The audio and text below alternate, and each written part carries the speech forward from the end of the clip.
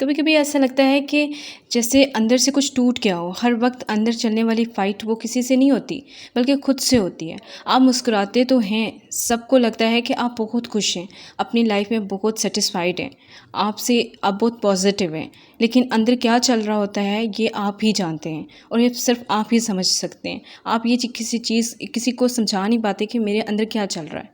ठीक है। और आपको पता है आज का जो मेरा टॉपिक है वो यही है कि लोग कहते हैं कि सब ठीक हो जाएगा, लेकिन कब कब ठीक होगा सब? आपके माइंड में यही होता है। अगर आप लोगों के माइंड में भी यही चल रहा है कि हाँ ऐसा होता है मेरे साथ भी ऐसा हो चुका है या हो रहा है, तो आज का जो मेरा टॉपिक है, जो मेरी वीडियो वो आप लोगों के लिए, इसको स्किप मत कीजिएगा। ठीक है, क्योंकि ये भी डिप्रेशन से रिलेटेड है और ये मोस्ट इम्पॉर्टेंट टॉपिक है, इसलिए आप लोग इसको प्लीज़ स्किप मत कीजिएगा। ठीक है। सो देखिए, साइकोलॉजी के मुताबिक अगर हम देखें ना, तो साइकोलॉजी कहती है कि इमोशनल एग्जॉशन एक क्रॉनिक स्ट्रेस की कंडीशन होती है। ठीक है, जहाँ इंसान का माइंड और हार्ट दोनों नम हो जाते हैं।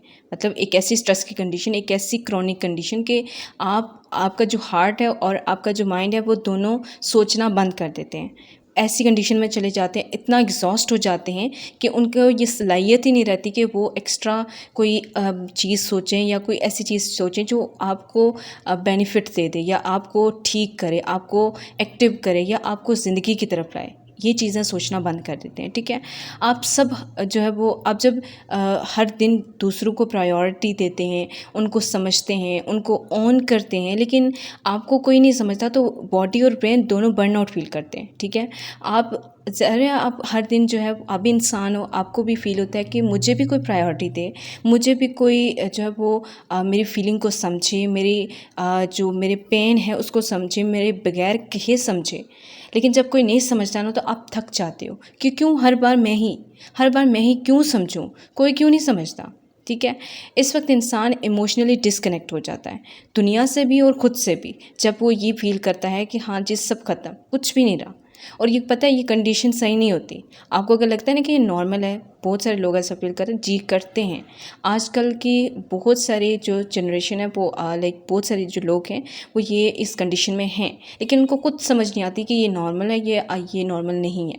ठीक है, क्योंकि हर दूसरा बंदा इसको नॉर्मल ले रहा होता है, लेकिन एक्चुअली में ये नॉर्मल नहीं होता। ठीक है, ये भी डिप्रेशन की एक सूरत है। सही हो गया। देखिए, डिप्रेशन सिर्फ आंसू का नाम नहीं होता। आप ये कहें कि मुझे डिप्रेशन हो रहा है तो मैं रोना शुरू कर दूंगा, या मैं बहुत ज़्यादा रोऊंगी, बिना वजह में रोऊंगी तो मतलब कि मैं डिप्रेशन में हूँ। नो, ऐसा नहीं है। ठीक है, वो साइलेंस भी होती है, जब आप किसी से कुछ कहना चाहते हैं मगर आपके पास अल्फाज ही नहीं होते, आपको अल्फाज ही नहीं मिलते कि मैं क्या बोलूँ। उसको हम ओवर थिंकिंग भी कहते हैं। जब हम रात भर सो नहीं पाते, सोचते रहते हैं, लेकिन कोई काम की चीज़ नहीं सोचते, वैसे ही सोचते हैं। ठीक है, एपी के मुताबिक साइलेंट डिप्रेशन उन लोगों में ज़्यादा दिखती है जो हमेशा स्ट्रॉन्ग दिखने की कोशिश करते हैं, अपने लिए जो है वो मतलब कोई बहुत स्ट्रॉन्ग बने रहते हैं, दूसरों को स्ट्रॉन्ग दिखाते हैं कि मैं बहुत स्ट्रॉन्ग हूँ, मेरे अंदर बहुत ज़्यादा जो है वो सहने की हिम्मत है। लेकिन ऐसा नहीं है, वही लोग अंदर से बहुत कमज़ोर हो जाते हैं, आहिस्ता आहिस्ता ऐसे, लेकिन बहुत कमज़ोर हो जाते हैं।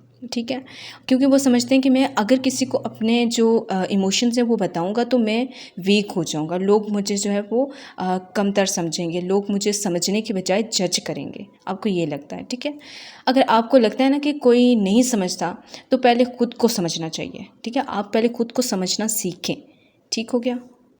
सेल्फ कंपैशन से स्टार्ट करें, अपने आप से प्यार करें जैसे आप किसी और से करते हैं। ठीक है, लिखना स्टार्ट करें जितना आप लिख सकते हैं। ठीक है, अपने इमोशंस को, क्योंकि ये साइकोलॉजिकली प्रूव्ड है कि जब इंसान अपने लिए लिखता है या अपने इमोशंस को बोलता है ना, तो उनके इमोशंस का वेट कम हो जाता है, और ये प्रूव्ड है। आप और आज का ये टास्क ले लें। ठीक है, और आप ये टास्क करके मुझे कमेंट में ज़रूर बताइएगा। ठीक है, थैंक यू सो मच, अल्लाह हाफिज़।